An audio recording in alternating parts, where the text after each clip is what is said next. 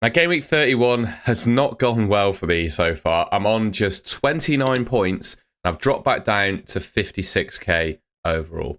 And here are my transfer plans for game week 32.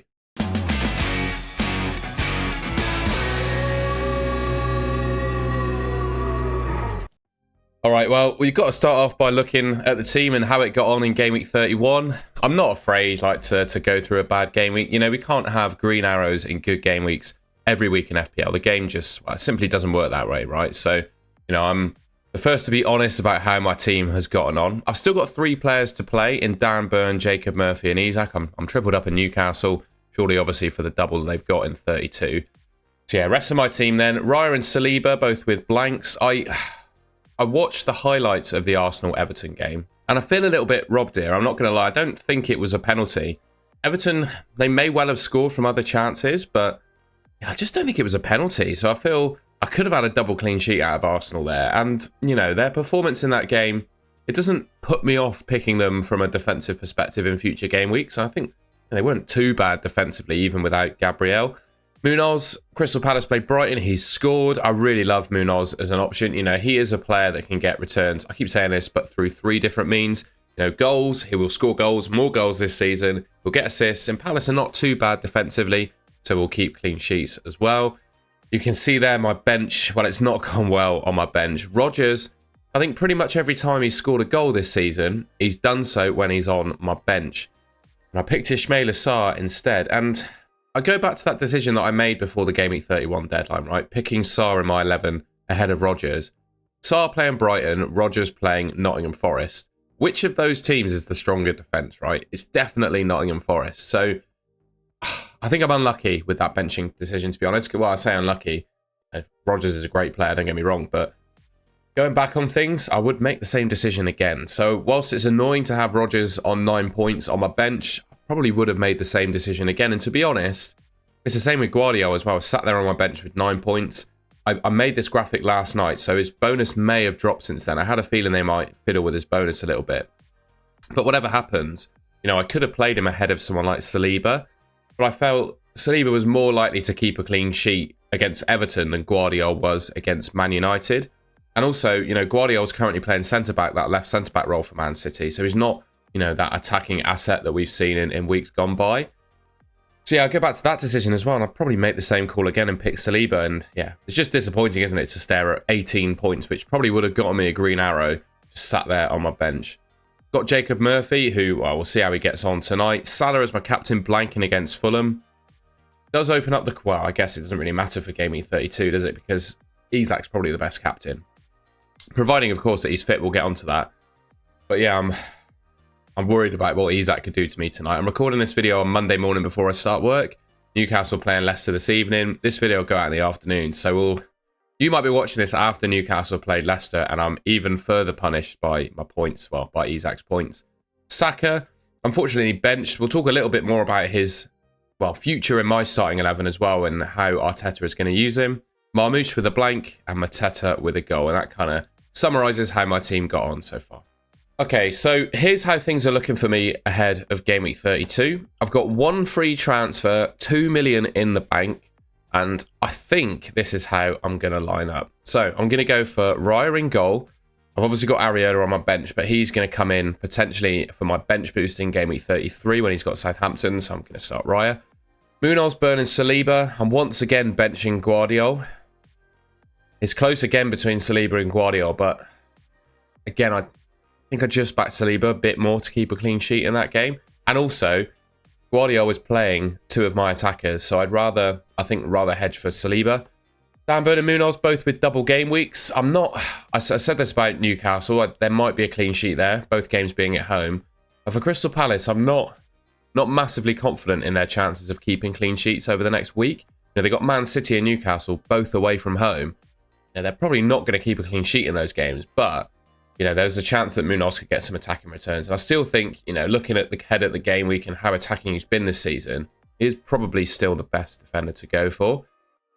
Saka. Now, we'll talk about Saka. I'm a little bit unsure. We'll go on the screen there. I'm a little bit unsure as to, well, his minutes in future game weeks, right? So we'll just look at the Arsenal fixtures. I went through this in my buy and avoid video, right? So Arteta benched him in Game Week 31, obviously prioritising the Champions League. And I think it was quite telling that he got benched in that game because I think it shows where Arteta's priorities lie. He's going for the Champions League, right? They played Real Madrid on Tuesday, Brentford on Saturday, and then Real Madrid again on Wednesday. So if Arteta benched Saka when he's back fit before Real Madrid on a Tuesday, will he bench him again before Brentford on Wednesday? That's kind of the big question to ask. And I'm looking at my team here. I've got Saka playing Brentford at home, and sat on my bench at the moment, I've got Rodgers playing Southampton. So Rodgers playing Southampton is not the worst person to bring in the world for Saka. Right now I'm picking Saka, but if I get any sort of feeling that he's not going to play, in fact, I've probably already got it now, so it's close already. But, you know, if there's any uncertainty about Saka starting the Brentford game, I'm going straight for Rodgers, right? Probably should have done that in Game Week 31, but it is what it is. Sarr and Murphy, both with respective double game weeks. I've got to start them, I think, over Rodgers. Although, again, you know, the double for Palace in 31, or 32, sorry, is not that amazing. You know, Man City and Newcastle away from home, two tough fixtures. I think, obviously, the Newcastle one is a little bit better. Gone for Salah. I'm not going to captain him. I'm going to captain Isak. I think Man United and Crystal Palace, both at home, are real good chances for him to get some points there. He's obviously a better, well, just for 1 week or, well, next week as well, I think I'll captain someone that's not Salah. But I think just for 1 week, Isak is the best captain. Probably, in hindsight, should have picked him in Game Week 31 as well. But I was just a little bit worried about his minutes, to be honest. I picked Salah because, well, I knew the Fulham game was tougher for Liverpool, but I just thought his minutes would be more secure. And I guess we'll find out how that's turned out tonight. Mateta, I mean, very happy to have him for the next 2 weeks. And Marmoush against Crystal Palace. And in fact, you know, I think there's an argument. There's 3 players here that could potentially start or bench for me. That being Saka, Marmoush, and Rodgers. Either one of those could end up on my bench going into the game week, and that's kind of how we're looking. I've got a couple other ideas of some players I might bring in the future, which I'll talk about now. Okay, so we're looking at the fixtures coming up, right? We're still in the midst of Game Week 31 with Newcastle and Leicester still to play at the time that I'm recording this video. I don't, you know, quite honestly, I don't think I need to make a transfer to this team ahead of Game Week 32, right? The main decisions for me to make is who should I bench. The rest of the team, I think, just absolutely fine. But the question is there anything I can do with this team going into Game Week 33? So I'm looking at things, right? Newcastle, obviously double in 32. I'm tripled up on Newcastle at the moment. And I'm free hitting in Game Week 34. So I don't need to hold on to my Newcastle assets, really, after Game Week 32. And they don't have a likely double game week in 36. Like you can see here, we've got, well, Crystal Palace, Man City, Villa, Bournemouth, Tottenham, Wolves, Forest, West Ham. All could potentially double, but depending on FA Cup results, right? With the most likely two being Man City and Bournemouth. But there's one team that have a chance of doubling in 36, and they also double in 33. And, well, the player I'm really thinking about bringing in is Marco Asensio. Forgive me, that was a bit of a mess there. Now, for Game Week 33, I think it could be a good option, especially over Jacob Murphy. I've left enough cash in the bank to do that. I've got 2 million in the bank.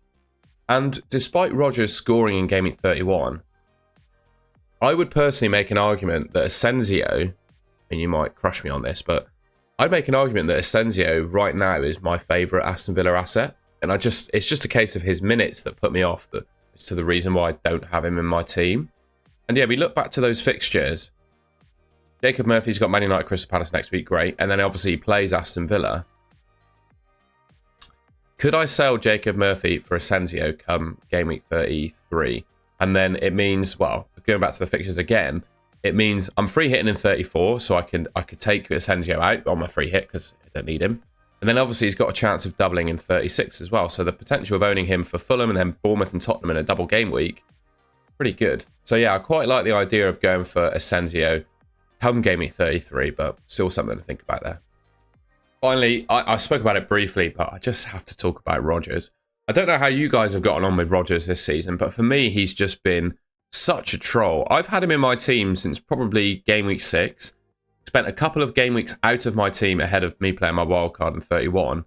Now he's back in my team, but he's on my bench. And I'm pretty sure, I don't know if you'll have to let me know if there's a website where you can get this information. But I'm pretty sure Morgan Rodgers has scored more points for me when he's been on my bench than he has when he's been on my team. And I genuinely think I've started Rodgers in 90% of the games that I've had him in my team for. And I remember a period of time where he's doing really well in cup competition, scoring goals in the Carabao Cup, and then scoring goals in the Champions League, and then just blanking every game week in the Premier League. And also, he's getting really close to a yellow card ban as well. Oh, so yeah, he's just been a world of pain for me owning Morgan Rogers and putting him on my bench. So I look back at my team again. Currently, he's on my bench for Saka. That might well change depending on, if I get any feelings about Saka's minutes ahead of that Real Madrid clash. And in fact, we just look at Arsenal's fixtures again. I'm almost tempted to just do it right now. And in fact, I'd be interested to know what you guys think in the comments, right? The big decision for me with my team is basically to start Saka or Rogers, I think.